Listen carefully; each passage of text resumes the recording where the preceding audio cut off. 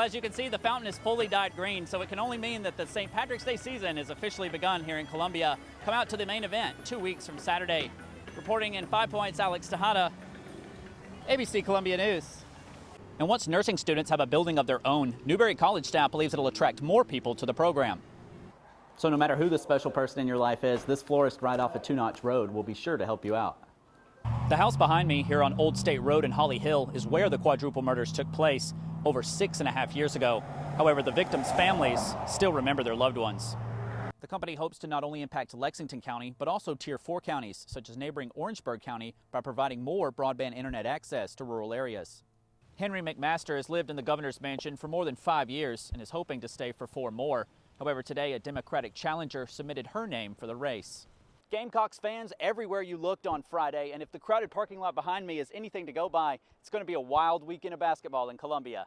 Ukrainian President Volodymyr Zelensky also calls for a no-fly zone over the Ukraine, and today he held peace talks with President Vladimir Putin. However, those talks lasted 5 hours, and the results of those have not yet been discussed. He says they will go back and analyze that before deciding about a second round of peace talks. Reporting outside the State House, Alex Tejada, ABC Columbia News. Jim Clyburn met his late wife Emily while attending SCSU, so the school holds a special place in his heart. However, the school did not have a fall commencement ceremony when Clyburn completed his degree in 1961. He came back to Walk Friday morning. Clyburn was also originally set to give the commencement speech, but brought a special guest instead, President Joe Biden. Before introducing the president, the congressman had words of encouragement for the graduates, telling them to never give up and to not be afraid to get out of their comfort zone. The president spoke about how he was happy to share this important moment with the man who endorsed him during the past election. On Inauguration Day, I placed my hand on the Bible and looked out toward the National Mall. And what I see? I saw a South Carolina state baseball cap. Oh no, not kidding. Not kidding. Talking to 2 former presidents, Clinton and Bush. Today I look out and I see Jim in his South Carolina state cap and gown. Jim, I'm honored you asked me to be here, and as you receive your diploma you earned 60 years ago, never got a chance to receive it in person. The president also addressed graduates, telling them to thank their parents and to follow Clyburn's example by never forgetting where they came from. He also spoke about his desire to increase funding and program opportunities for HBCUs. Biden encouraged the graduates by telling them that they can make a crucial change in the world at what he calls an important time in history. It was an unforgettable day for the 138 SCSU fall graduates, and the first time the school has had a current president give its commencement speech in its 125-year history. Reporting in Orangeburg on the campus of South Carolina State University, Alex Tejada, ABC Columbia News. Our chapter works towards every year. There's a camp in Clemson called Camp Hope, and it's for individually disabled people of all ages. And while the ticket money goes towards making people happy, you are sure to be a little scared if you enter the Hall of Horrors attraction.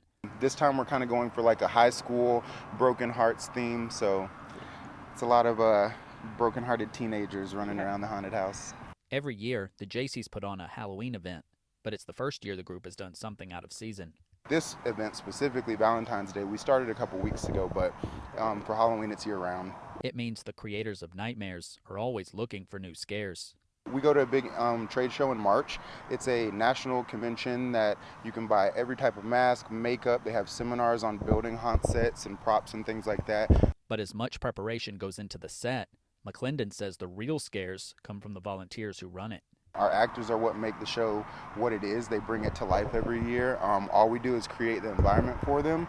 They're able to take it from us, like we just give them a kind of a concept and then they take it to the moon. So it's very actor-based.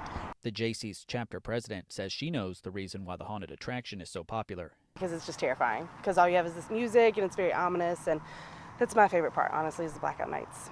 So frightening that even the project manager gets scared. I'm a big chicken, so even though I design and build the show, a lot of people in my everyday life that don't necessarily understand haunted attractions, they're like, why are you scared of everything? And honestly, I think that kind of helps you design a show a little better, just because you can kind of put yourself in the moment. Well, you most likely won't run into any of your exes at the Hall of Horrors. There's plenty of other broken-hearted themed scares at this attraction. Reporting in KC, Alex Tejada, ABC Columbia News. And today we give thanks for these elected leaders of Columbia. One of those leaders being sworn in today, new Mayor Daniel Rickenmann. He first called Columbia home while attending USC and has stayed ever since. As an entrepreneur, I could not help but notice the inefficiencies in the way our city operated. So I ran for council to make a change. I wanted it to be easier for people to live, work, and raise a family here. After serving as councilman for the downtown neighborhoods of District 4, Rickenmann now has big plans for the entire capital city. In Columbia, we will have open arms for everyone. We'll be a compassionate city that doesn't help people just get along, but helps every community thrive. We will make sure that our sidewalks and our streets and our schools in every corner of this city are clean and of quality that make residents proud. The new mayor spoke about helping residents in all walks of life and all parts of Soda City. We will provide a hand up to those in need in our streets so that they can stand up on their own. We'll increase home ownership, create generational wealth. We will make it easier to start a business here, invest in our great city and its people.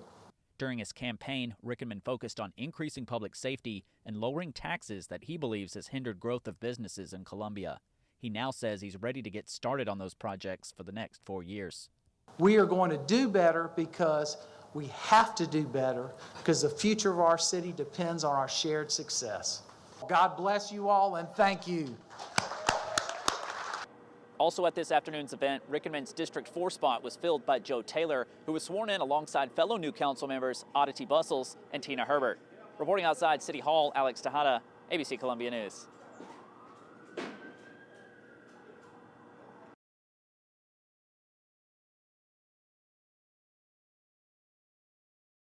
I would have been right there out there with them.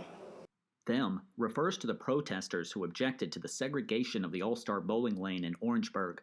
One former SC State student remembers trying to go into that bowling alley with some other students. We got to the bowling alley. Half floor look up and saw us. He said, "Y'all can't come here. Yeah." And the bowling alley owner was more upset when at first the students refused to leave.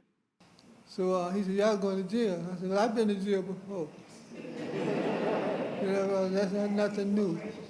Things came to a flashpoint on February 8th when 3 African-American males were shot and killed by South Carolina Highway Patrol officers. 28 others were injured. It was just basic human rights that they wanted to have done. And the fact that they put themselves on the line to go out there and to stand up to them, it says a lot about who they are. And it says a lot about the Orangeburg community and South Carolina State students and Claflin students. So again, I'm so honored to be a part of this legacy here with them.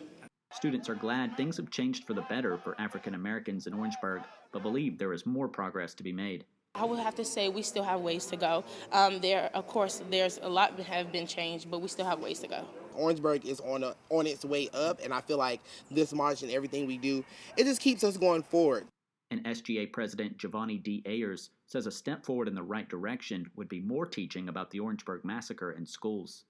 We should not just have to hear about this when we're here on campus or in the community. I grew up here in South Carolina, K-12 program here in South Carolina, and I did not learn anything about the Orangeburg Massacre. Mr. South Carolina State Jamie Gilmore believes the HBCU he attends is an opportunity to improve the lives of future generations. I can shine through and show the other generations that we have so much more to go, but you can still do it. And with my university serving as a light, I just believe that it shows everybody around me that with foundation and with support, you can do anything. And that's what community really means here at SC State. Reporting in Orangeburg, Alex Tejada, ABC Columbia News.